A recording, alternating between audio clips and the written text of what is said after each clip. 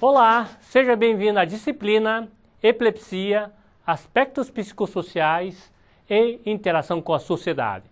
Meu nome é Lili Min, sou médico, neurologista, professor da Unicamp.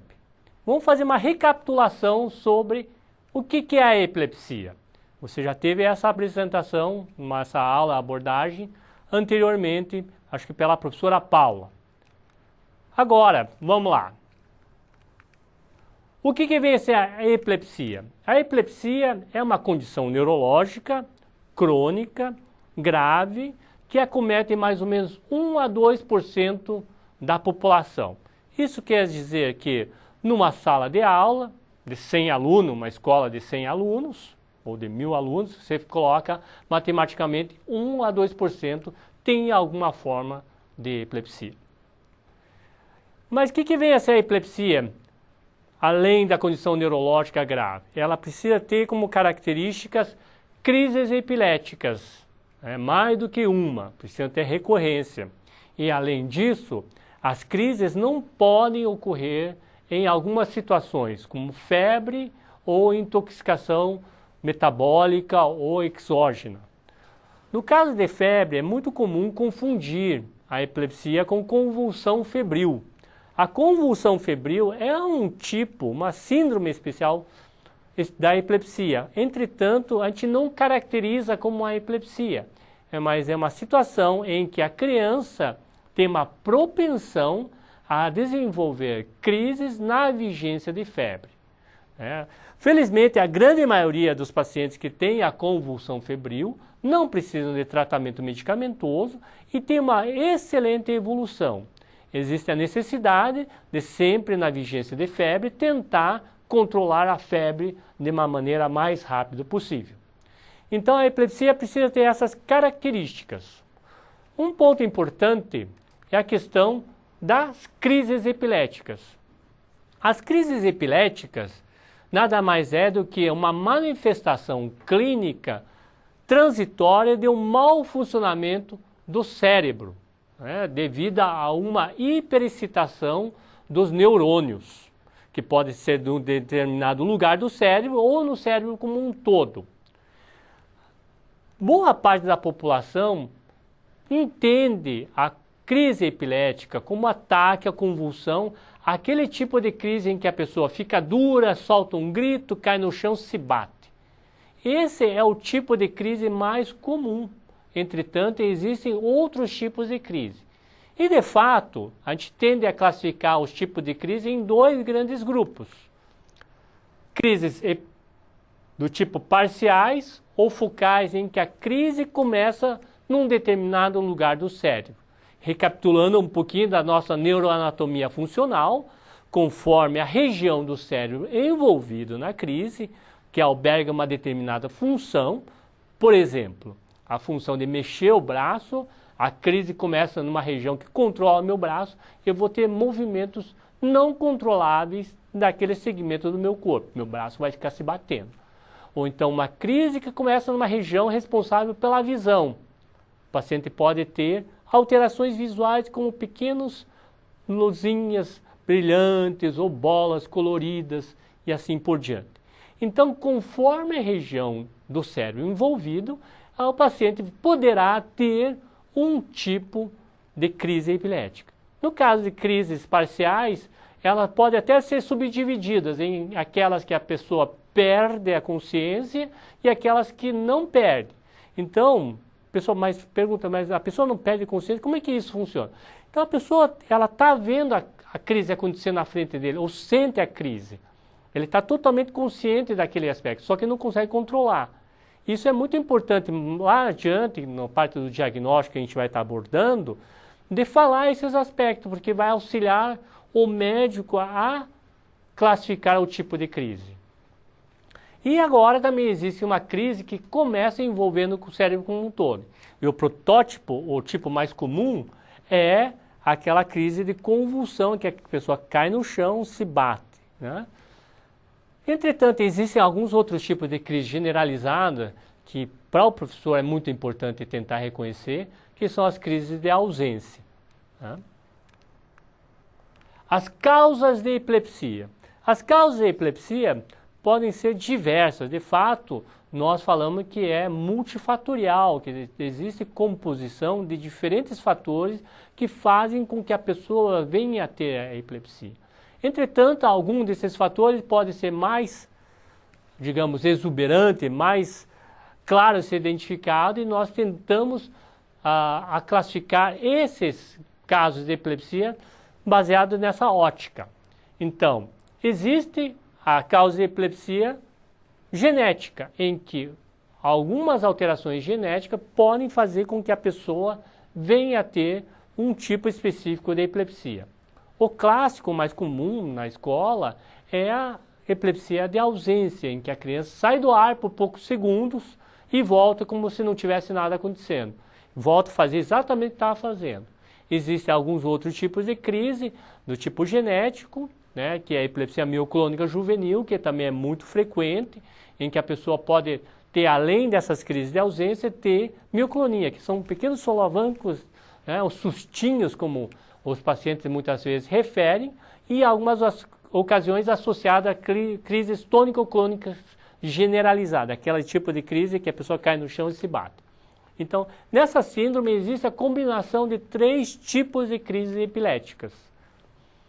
E existe uma outra causa de epilepsia, que são as causas identificáveis, que a gente chama de sintomático. Entre as causas identificáveis, gostaria de chamar a atenção para 3.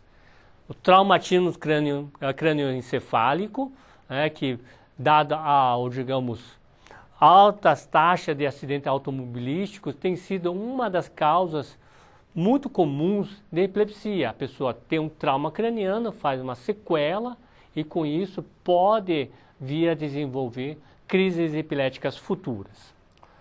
O outro é o AVC, acidente vascular cerebral, o famoso derrame, que infelizmente ocupa como primeiro lugar de mortalidade aqui no nosso país. Aquelas pessoas que sobrevivem ao evento de derrame, acidente vascular cerebral, podem, numa porcentagem também devido à lesão no cérebro, vir a desenvolver crises epiléticas. E a neurocicercose, que é uma infecção adquirida, né, através de alimentos contaminados com ovos da solitária, aquele verme enorme, comprido, a Taenia solium, que pode, esses ovos desse parasita, se alojarem no cérebro da pessoa, causando lesão e, além disso, podendo vir a desencadear crises e epilepsia futuramente. Como vocês podem ver, essas 3 causas sintomáticas, elas são preveníveis. O traumatismo crânioencefálico a gente faz, leis de trânsito, uso obrigatório de capacete, a lei seca, para reduzir o consumo de bebida alcoólica e, consequentemente, reduzir a taxa, a frequência de acidentes automobilísticos, que está intimamente relacionado a esse aspecto. O AVC, que está intimamente relacionado com falta de controle de pressão arterial e de fatores de risco, entre eles o tabagismo, o sedentarismo. Então, se a gente conseguir controlar esses fatores de risco, a gente vai estar também minimizando a catástrofe do AVC, que por si é realmente bastante desastroso. E neurocicercose, não custa lembrar a necessidade de uma boa higienização na alimentação. Lavar bem as verduras, lavar as mãos antes de comer.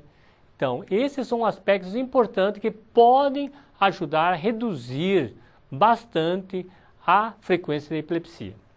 E por fim, existe aquele grupo de pacientes em que realmente a gente não consegue achar a causa da epilepsia. Os exames complementares não são ainda sensíveis hoje para que a gente detecte a causa da epilepsia. Okay, everyone, turn to page 74 in your text.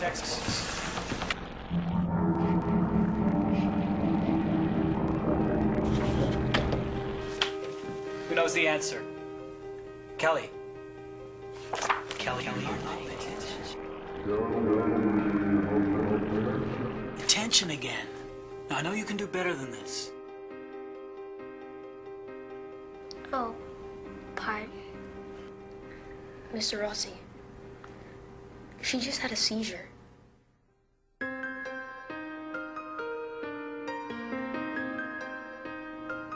You have just witnessed an absent seizure.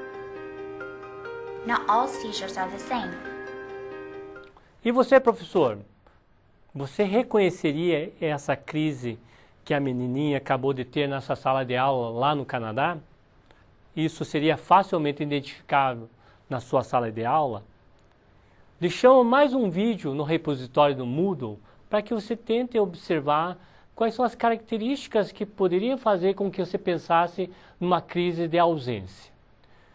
A questão agora do diagnóstico, ela é muito importante porque depende da observação precisa da pessoa que presenciou a crise. Então, você, professor, que viu a crise, deve ser capaz de descrever com o máximo de detalhes ao médico, para que o médico possa formular a hipótese diagnóstica.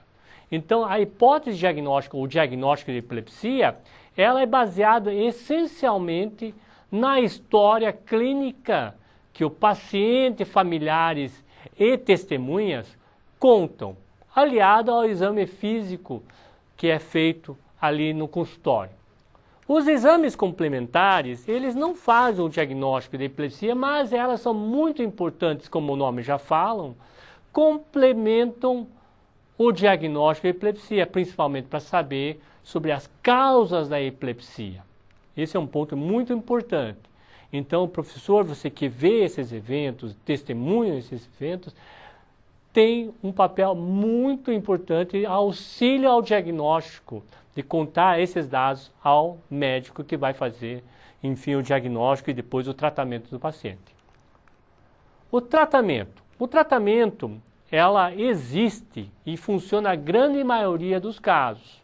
70% dos pacientes conseguem ficar livres das crises com uma medicação que existe na rede básica da saúde. Entretanto, existe uma parcela de pessoas que a medicação não consegue controlar as crises. E aqui existem algumas alternativas que nós podemos lançar mão. Entre essas alternativas está o tratamento cirúrgico, que realmente é muito eficaz, apesar de ser agressivo, mas que ela pode controlar a crise em boa parte dos pacientes que são, digamos, candidatos e submetidos a esse procedimento. Aqueles pacientes que não são candidatos a tratamento cirúrgico, existem algumas outras possibilidades, entre elas a dieta cetogênica e a estimulação vagal. Um ponto importante, como nós já havíamos mencionado, existe a questão do preconceito, do estigma, que muitas vezes ao olho do paciente é muito pior que as crises, que leva, consequentemente, a uma baixa qualidade de vida. E aqui o suporte psicológico, nas ocasiões, pode ser muito benéficos para tentar restaurar uma boa qualidade de vida a esses pacientes. E a pergunta final, digamos, dessa aula de hoje, que eu faço a você. Além daquela, você conseguiria reconhecer aquela crise? Você sabe o que fazer diante de uma convulsão? Se tiver um aluno seu que tem uma convulsão na sala de aula, você sabe o que fazer? Além de você acredita que seus alunos saberiam o que fazer durante a sala de aula?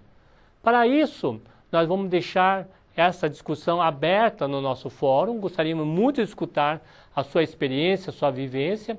E lembrando que nós deixamos um material de leitura e mais alguns vídeos no Moodle para que você possa aprofundar os seus conhecimentos. Vejo você numa próxima aula.